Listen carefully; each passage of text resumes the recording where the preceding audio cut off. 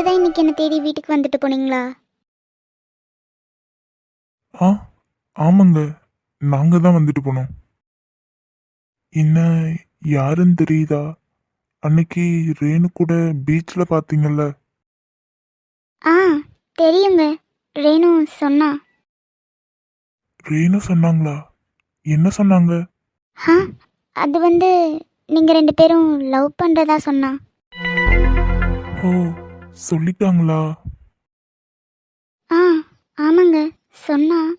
ஆனா என்னாச்சு? என்ன ஆனா? ஆ, இல்ல, ஒன்றும் இல்ல.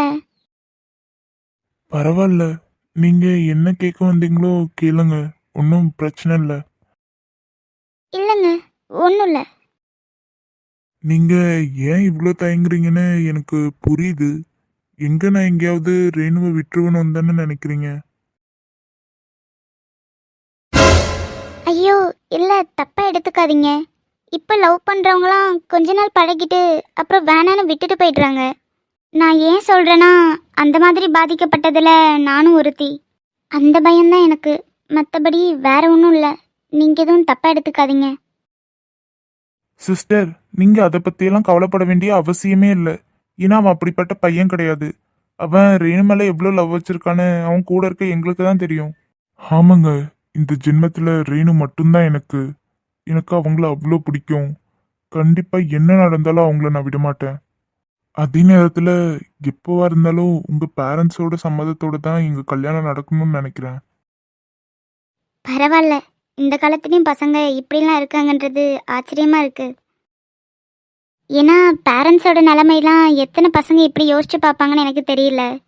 பரவாயில்ல, என் தங்கச்சிக்கு நல்ல பையன் தான் கிடச்சிருக்கான்னு நினைக்கிறேன். ரேணுவை நல்லபடியாக பார்த்துக்கோங்க. அவளை எந்த சுச்சுவேஷன்லையும் விட்டுறாதீங்க. ஏன்னா என் வாழ்க்கை தான் இப்படி ஆகிருச்சு. ஆனால் அவள் நல்லா இருக்கணும். ஆக்சுவலா நாங்க இங்க வந்ததுக்கு மெயின் ரீசனே நான் ரேணுக்கு பண்ணி கொடுத்த ப்ராமிஸ் தான். என்ன ப்ராமிஸ் அது? அது வந்து எப்படியாவது உங்களை உங்க ஃபேமிலி கூட சேர்த்து வைக்கிறேன்னு நான் ரேணுக்கு ப்ராமிஸ் பண்ணியிருக்கேன். என்ன சொல்கிறீங்க? ஆமாங்க. வேணாங்க, அவங்க எல்லாரையும் கஷ்டப்படுத்திட்டு வந்தவனா. நான் இப்படி இருந்துக்கிறேன். அவங்க கூட திரும்ப சேர்ந்து அவங்கள இன்னும் கஷ்டப்படுத்த விரும்பல. அப்படியெல்லாம் சொல்லாதீங்க. ரேணு உங்களை நினைச்சு தினம் ஃபீல் பண்ணி அழுதுட்டு இருக்காங்க. இல்லைங்க, அப்படிப்பட்ட பாவி நான் அப்படி ஒரு விஷயத்த செஞ்சுட்டு வந்திருக்கேன். ஆனா தப்பே பண்ணாத மனுஷங்கன்னு இந்த உலகத்துல யாருமே இல்லையே. ஆமாம், தப்புன்னு தெரியாமல் பண்ணிட்டு அதை திருத்திக்கலாம். ஆனால் நான் தப்புன்னு தெரிஞ்சதானே பண்ணேன். தேவையில்லாமல் ஒரு பாவியை நம்பி மோசம் போயிட்டேன். என்ன சொல்றீங்க நீங்க? கொஞ்சம் புரியுற மாதிரி சொல்ல முடியுமா?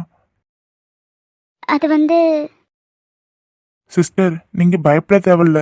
எங்களை நம்பி சொல்லலாம். நாங்களே உங்களுக்கு ஹெல்ப் பண்ணணும் தான் வந்திருக்கோம். ம், அப்படியெல்லாம் ஒன்றும் இல்லைப்பா. நடந்ததை சொல்கிறதுல என்ன இருக்குது? எங்கள் மாமா கூட கல்யாணம் ஃபிக்ஸ் பண்ணுறதுக்கு முன்னாடியே எங்கள் ஆஃபீஸ்லேயே நான் ஒருத்தரை லவ் பண்ணிகிட்டு இருந்தேன். ஆனால் அன்னைக்கு நான் பீச்சில் சொன்ன மாதிரி தான்.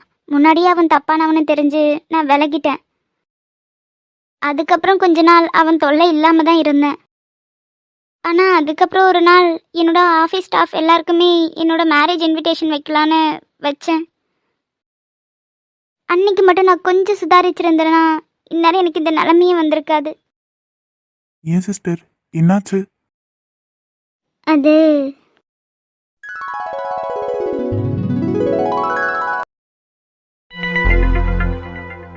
எனக்கு கல்யாணம் முடிவாகிடுச்சு. ஆஃபீஸில் இருக்க எல்லாருக்குமே இன்விடேஷன் வைக்கிறேன்னு தான் உனக்கும் வைக்கிறேன்.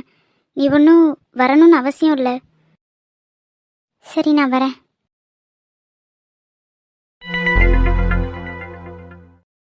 என்னவாண்டா இப்போ அவளுக்கு? அவளுக்கு கல்யாணமாண்டா. அதான் வர வேணான்னு சொல்லி இன்விடேஷன் வச்சுட்டு போறா. என்ன, வர வேணான்னு சொன்னாளா? ம், ஆமாண்டா. ஹே, விடு மச்சான். போனா போனா போறா. அவளாம் ஒரு ஆள்னு அவளுக்காக நின்று ஃபீல் பண்ணிட்டு இருக்கியா? டேய், அவ எனக்கு வேணும்டா. எனக்கு மட்டும் வேணும். இந்த கல்யாணம் எப்படி நடக்குதுன்னு நான் பாக்குறேன். டேய், என்னடா உளறிட்டு இருக்க? பழசெல்லாம் மறந்துட்டியா என்ன? டேய், நடந்ததெல்லாம் என்ன மறக்கிற மாதிரி விஷயமா? எதையும் நான் மறக்கல மச்சான். மறக்கவும் முடியாது. அப்புறம் என்னடா, அவ எவனையோ கல்யாணம் பண்றா, எப்படியோ போறா, நமக்கு என்ன? டேய், என்னால அவளை அவ்வளோ ஈஸியெல்லாம் விட்டுட முடியாது. பப்ளிக்குன்னு கூட பார்க்காம அன்னைக்கு அத்தனை பேர் முன்னாடி என்ன அசிங்கப்படுத்திட்டு போனா. அவ இன்னைக்கு நிம்மதியா இருக்க, நான் விட்டுருவேனா? டேய், இப்ப என்னடா சொல்ல வர? இந்த கல்யாணம் நடக்க கூடாது மச்சான். அவ வாழ்க்கை முழுக்க ஏன்டா இவங்கிட்ட பகைச்சுக்கிட்டோன்னு நொந்து சாகணும். அந்த மாதிரி ஒரு நிலைமை அவளுக்கு உண்டாக்கணும். ஆனா எப்படிடா? அவளுக்கு தான் கல்யாணம் ஃபிக்ஸ் ஆயிடுச்சு. ஹேய், அவளை பத்தி எனக்கு தெரியாதா? நான் சொல்றத மட்டும் போய் அவகிட்ட அப்படியே சொல்லு. அவ எப்படி பதறி அடிச்சு ஓடி வரான்னு மட்டும் பாரு.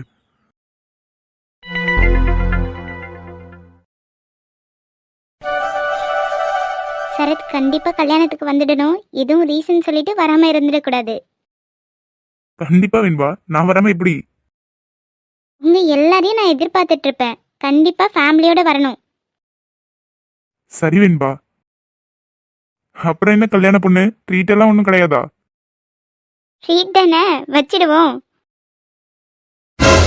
வெண்பா, வெண்பா, உங்ககிட்ட கொஞ்சம் பேசணும். என்ன பேசணும்? கொஞ்சம் தனியா பேசணும்.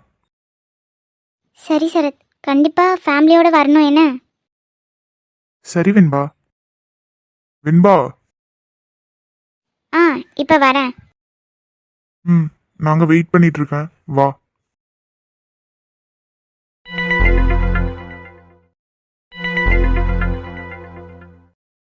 சொல்லு நந்தா, எதுக்கு வர சொன்ன? என்ன பேசணும்? உங்ககிட்ட ஒரு முக்கியமான விஷயம் பேசணும் வெண்பா. ம், சொல்லு. அது வந்து வசந்த் பத்தி தான் பேசணும். நான் போறேன். வெண்பா, நில்லு. சாரி நந்தா, எனக்கு யாரை பத்தியும் பேச வேண்டாம். நான் வரேன். வெண்பா, நில்லு. வசந்த் சூசைட் அட்டென்ட் பண்ண போறேன்னு சொல்றான். என்ன சொல்ற நீ? ஆமா, அவன் சூசைட் அட்டென்ட் பண்ண போறேன்னு சொல்றான். என்னாச்சு? என்ன வெண்பா என்னாச்சுன்னு கேக்குற? எல்லாத்துக்கும் காரணம் நீதான்.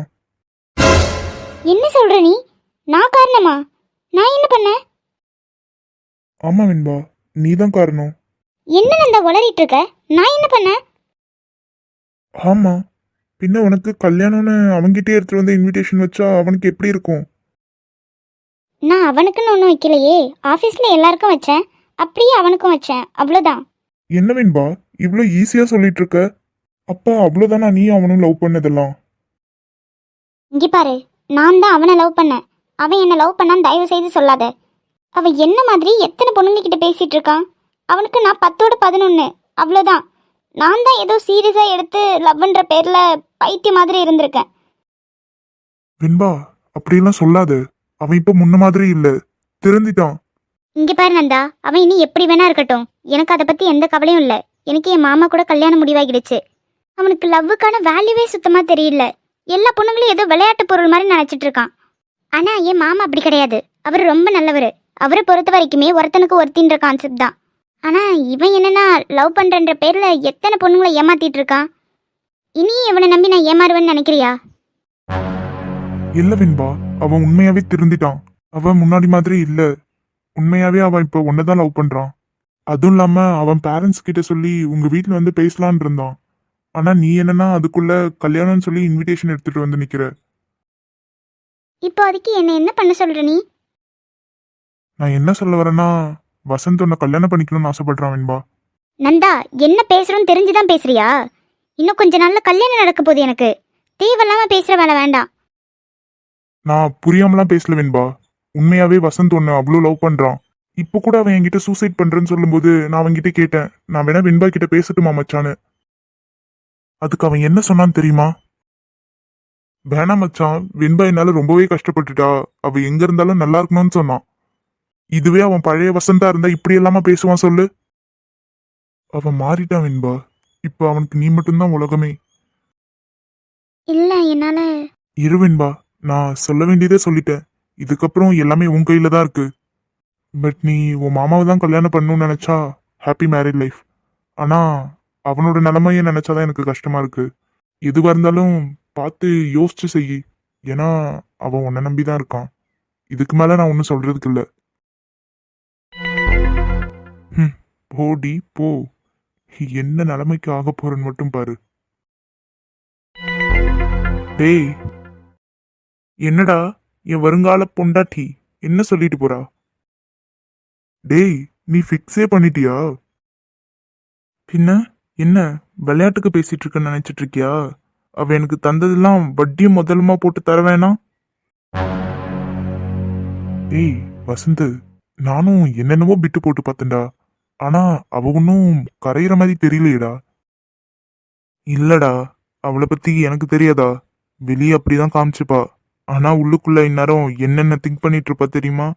இருந்தாலுமே இது போதாது.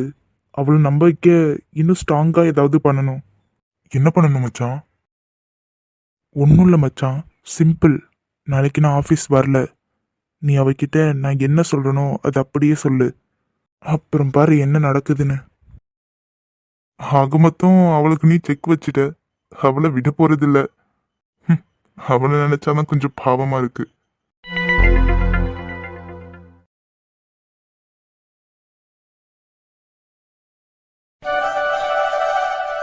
Okay sir.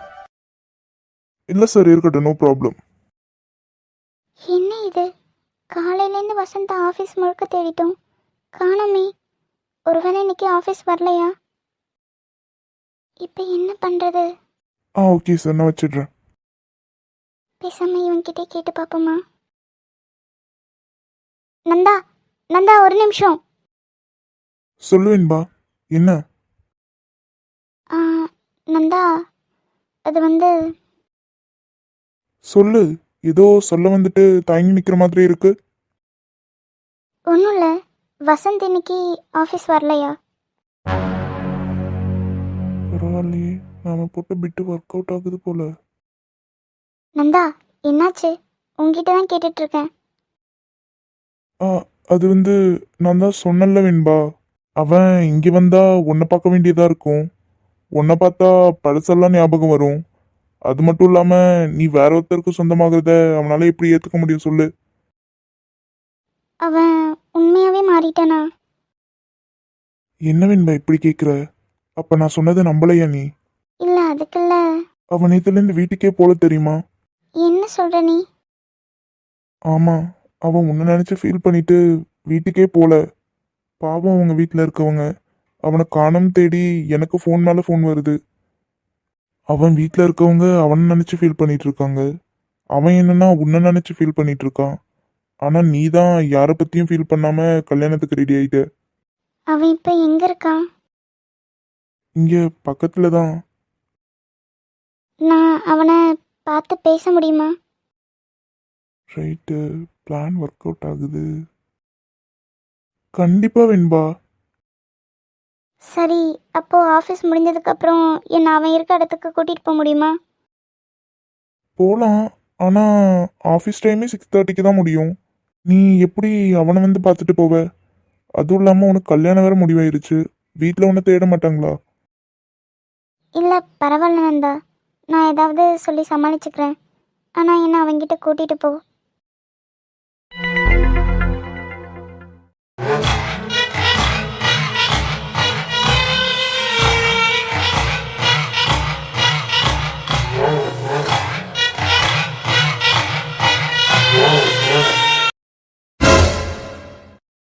பாத்தி அவனை, உன்னால எப்படி ஒரு நிலைமையில இருக்கான்னு. டேய் வசந்த், என்னடா இதெல்லாம்? மச்சான், நீ நீ இங்க என்ன பண்ற? அடப்பாவி, என்னடா இவ்ளோ குடிச்சிருக்க?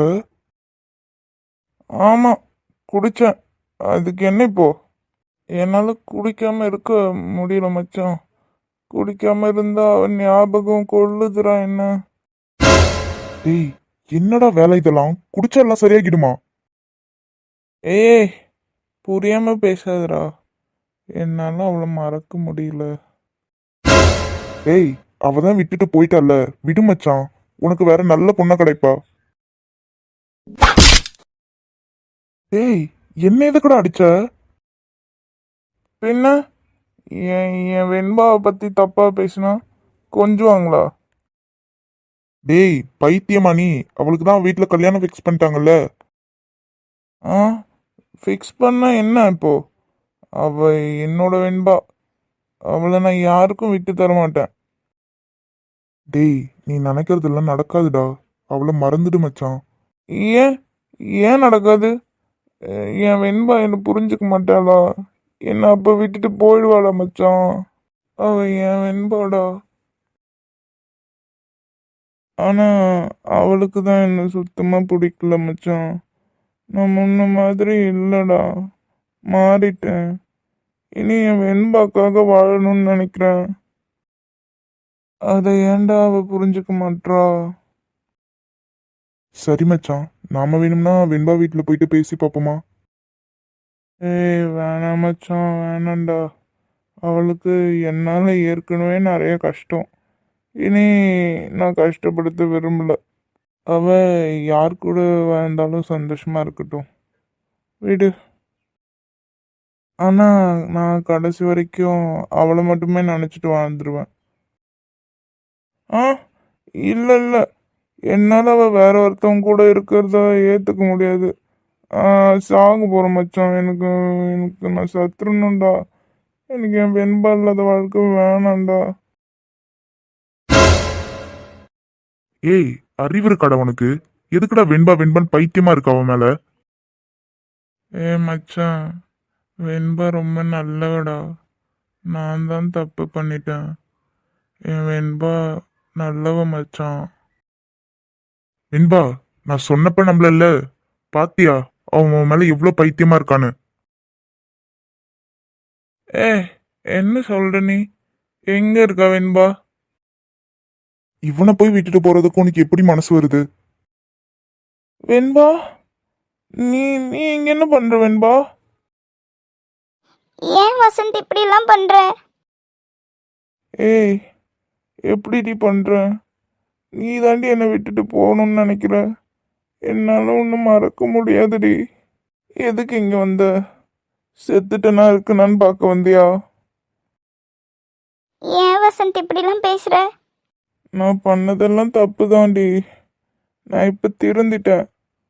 ஆனா நீ என்னை விட்டு உன் மாமாவை கல்யாணம் பண்ணிக்க முடிவு பண்ணிட்டல்ல. இப்ப வந்து இப்படி சொன்னீங்கன்னா நான் என்னடா பண்ணுவேன்? போ, போடி. போய் அவனையே கல்யாணம் பண்ணு. நான் எங்கேயாவது போய் செத்து தொலைறேன். ஏய், அப்படியெல்லாம் சொல்லாத வசந்த். போடி. நீ தான் என்னை விட்டு போறல்ல, அப்புறம் என்ன? இல்லடா, நான் உன்னை விட்டு போக மாட்டேன். இல்லடி, நீ போய் சொல்ற. நீ போயிருவ. நான் தான் போக மாட்டேன்னு சொல்றேன்ல. உண்மையாவா? சொல்லுவேன்பா, உண்மையாவா? ஏன்பா விலகி போற? நான் பக்கத்துல வர்றது பிடிக்கலையா? அது வந்து வேண்பா. வசந்த், என்ன வேண்பா? என்ன இன்னும் நம்பலையா? அப்படிலாம் இல்லை. அப்புறம் என்ன?